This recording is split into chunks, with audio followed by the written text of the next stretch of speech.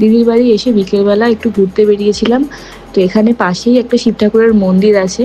আমরা এমনি জাস্ট ঘুরতে গিয়েছিলাম, তারপরে দেখলাম ওখানে পুজো ছিল, প্রসাদ দিচ্ছিল, তাই আমরা প্রসাদ নিয়ে নিলাম। ওখানে প্রসাদ খাওয়ার পর সবাই মিলে একটু বেরিয়ে পড়লাম শর্ট ড্রাইভে। এখানের ওয়েদার সবসময় খুবই ভালো থাকে, ম্যাক্সিমাম টাইমই ঠান্ডা, ঘাম তো দেয়ই না, অতটা গরম নেই, চারিদিকে পাহাড়ে ঘেরা, গাছপালায় ভর্তি।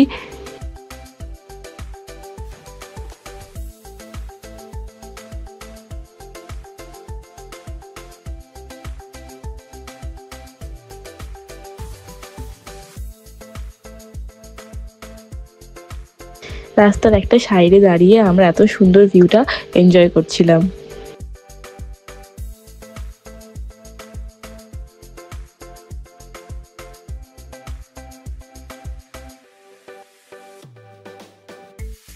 তারপর আরও একটু ঘুরে আমরা বাড়ি ফিরে এলাম।